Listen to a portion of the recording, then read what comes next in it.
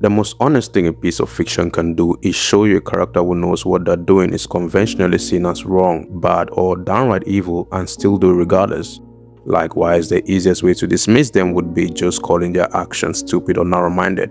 But most of us fail to remember or sometimes outright dismiss the fact that for some people, the wrong thing is the only thing they have left. So today I'm gonna make a case that the characters who show us this are the most real, honest, and genuine characters fiction has ever produced.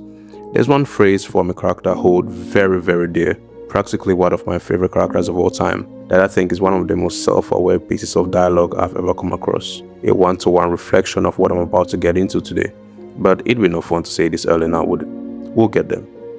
Now, we're generally accustomed to specific kinds of flawed character archetypes. The ones who mess up, learn, grow to become better people, or the ones who are blind to their own flaws until the story shows it in their face. Those are the two options we normally get.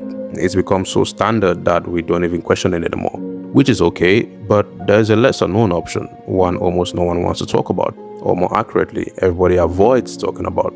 The characters who are aware of how destructive their actions are, who know there is no happy ending coming out of this, who know how logically irrational the choice they've made is, and still decide to go through with it, to walk into their own misery, not out of ignorance or weakness in the conventional sense, but rather because the alternative is much, much worse. Of course, the reason you won't see these kinds of characters trending is pretty damn simple. These are conversations people are actively trying to avoid. Most of us engage with fictional stories to escape our real ones, which is fine. I'm not going to portray myself to be holier than thou. The kinds of stories these characters appear in don't usually end with growth or a lesson. Like real life, they don't really end. I'd say they just leave you at a certain point in the story of a person's life, with them carrying something painful. And I find that more honest than almost anything else fiction can show me. Two animes in particular are spectacular examples of this: the Monogatari series and Scumswitch. They're part of a club of very few stories that are brave enough to let you be engrossed in the discomfort of unconventional human authenticity. And today I want to pay them homage by doing the best I can to spread one of their many messages, that in some situations, irrationality is just proof of one's humanity. Sodachi Oikura. If you've watched the Monogatari series, you already know what Sodachi is all about. If you haven't, pay close attention. Sodachi despises Araragi with a burning passion. I swear to God, she is his biggest hater. And looking at it from one perspective, the hate just seems quite unreasonable. They met as kids and became friends, Sodachi evolved to become his personal tutor of some sort. They had lessons very frequently, and from Sodachi's perspective, she was there for him. She sacrificed her time and effort to teach him while going through something inexplicably painful. So it's only normal that she expected something from him, something in return. In this case, some gesture that told her he noticed what she was going through. Her home was in shambles and her family was on the brink of collapse. She wanted him to help her one way or the other, to pay her back for her service, a fair exchange to say the least. But he never did. You know why? Well, it's because he was a kid. I mean, what else do you expect? But that's not the point here. The main reason is pretty simple. He was just too absorbed in his own comfortable, stable life to see what was happening in hers. His family was normal, stable. Everything hers wasn't. And she watched that disparity exist day after day with no sense of rationality attached to it. Every time she saw Araragi, she was reminded of the difference between his life and hers. Yes, she was jealous, but can't really blame her. You could argue that all she had to do was ask him for help. But you need to remember, these are children we're dealing with. Plus, it's really not that easy to find the courage needed to ask for help in her situation. Sometimes people just hope for a good Samaritan to help them out of their misery. So when he doesn't, she begins to hate him. Now, this is something I find pretty interesting. It's also one of the many reasons I love Sodachi so much. She knows the hate is unfounded. This isn't something you have to figure out for yourself. She says it. Sodachi isn't confused about her own feelings or psyche in the slightest. She is fully aware of what the hatred is, where it stems from, and why it exists. She knows Araragi isn't really responsible for all the misgivings in her life. She knows that deep down, the hatred is really just grief. Grief at the arbitrariness of it all. That her suffering had no reason, no shape, no target. And yet, she still hated him. Because without him as the target of her hatred, she has to face an almost unbearable truth. That what happened to her was just life being indifferent. That there is no villain in her tragedy. That the pain she carries has no grand origin or reason, nothing to point to as cause. I don't know if you share the same opinion, but that is clearly much harder to carry than having someone to blame for that misery. It's certainly not easy to live with the fact that all the pain you've ever experienced in your life was for nothing. Nothing at all. Her hatred for Araragi is the one thing holding up itself that would otherwise crumble. She doesn't know how else to rationalize the amount of suffering she went through, the amount of unhappiness in her life as opposed to his. Her pain needs a reason to exist, and the hate is the only thing she can lean on, despite how absurd it might seem. This is the part where I tell you the phrase I was talking about, what she says to Araragi that just sums everything up. I'm quoted here. "But you know, if I don't blame it on you, I can't keep going, Araragi. I'm sorry, but please be my villain." You do understand that statement, right? After listening to that, everything I've said up until now should make so much more sense. It's one of the most self-aware things a character has ever said in anime. Maybe I'm glazing, but I digress. She's asking Araragi to help her cope, or more like demanding he pay back what is due. There's only two options for the subject of her hatred, either him or her mother, but it could never be her mother who she loved so dearly. This is essentially what I'm talking about. People being fully aware of all the possible cons and still making those choices that come off as absurd to anyone looking from outside. Sodachi is not alone in this. Scum's Wish sort of uses a slightly similar approach to produce something equally honest. I'm not going to spend time trying to convince you to go watch it. It's not for everyone. Trust me, it really is not.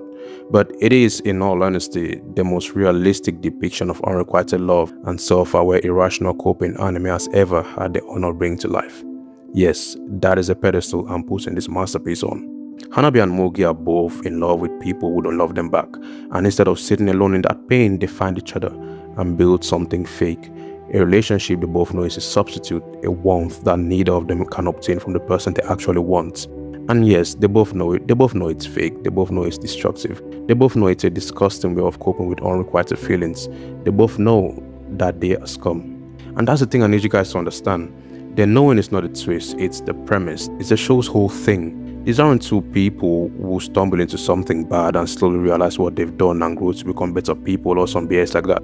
These two are completely aware of the filth it is they are walking into, the path to mutually assured destruction they are paving for themselves, and still do the deed. Because to them, it's either that or living with a specific, particular pain of loving someone who you know will never love you back. And to be honest, not all of us can confidently say we know what that feels like. So probe yourself a bit before criticizing them. Even fake warmth is warmer than nothing, and that is what Hanabi chooses. She is aware the relationship is unhealthy. Her self-awareness is literally sold on a silver platter through her actions, facial expressions, and most importantly, monologues. My god, this show is a beast when it comes to monologues. Her relationship with Mugi is the one thing she can use to escape the unhappiness she carries every time she thinks of the person she actually wants. It's the same thing Sodachi does. Two completely different characters with identical messages, albeit different presentations. But they both boil down to coping mechanisms that exist to fill voids these characters wouldn't be able to carry themselves. Mugi is the same as Hanabi. Both of them are walking into a lie with complete awareness because the lie is survivable in a way the truth isn't. Mugi is a lot more self-critical than Hanabi is, and yeah, they both have the same concept, but there's a difference in nuance when it comes to how they're executed. I might need to make a separate video for Mugi himself. I might have to rewatch all of Scum's Wish, to be honest. Anyway, this is one of the things I love about Scum's Wish as a show. It doesn't judge these characters for their actions or for the kind of people they are. It doesn't try to resolve their coping by handing them a lesson. It doesn't wrap it in growth or redeem them through suffering. It just shows them making those choices and lets the choices exist. Again, it's the same thing the Monogatari series does with Sodachi. Two completely different shows with two completely different contexts ending up with the same message. And that should be more than enough to tell you something. This isn't just a fictional theme, it's a deeply avoided and underexplored human condition. Anime just happens to be the medium willing to show it in its purest form, at least once every 5 years or so. Studios aren't exactly waiting in line to adapt these kinds of narratives. The reason you don't see 1,000 stories exploring this is because, like I've been insinuating this whole time, it's uncomfortable. Because acknowledging that someone can both see and understand their own destruction and still choose to indulge it removes easy dismissals. You cannot call it ignorance, you can't call it weakness in the way we usually mean it. It becomes something more complicated, more nuanced, more human.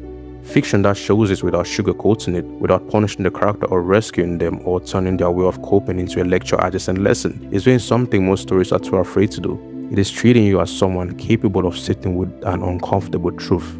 These characters are not broken people. They are not bad people. They are people doing the only thing available to them given what they've been through, especially considering how little life cares about all the struggles it gives you. It doesn't care about the ideals you want to present. It doesn't reward you for making the so-called right choices. It just exists and watches you make the choices you can. The stories that understand that are the ones that feel real to me. Sodachi knows, Hanabi knows, Mugi knows as well, amongst many, many others. And they still do it because this is what survival looks like to them. Tragedy in its purest form. My friends, awareness isn't some shield that will prevent you from making the wrong choices. Knowing something will hurt you doesn't protect you from needing it, and the characters will show us that without some happy ending waiting for them are the ones telling us something true about what it means to be human. This is why I love anime, because it doubles not just as fiction but also as a societal mirror, and sometimes the reflection is ugly, and honest, and more real than anything else out there. The most genuine stories are the ones that aren't afraid to show us what's in the mirror. Sodachi asked for a villain because she needed one. Some people need that, and the story is willing to say so, without judgment. Those are the ones that matter.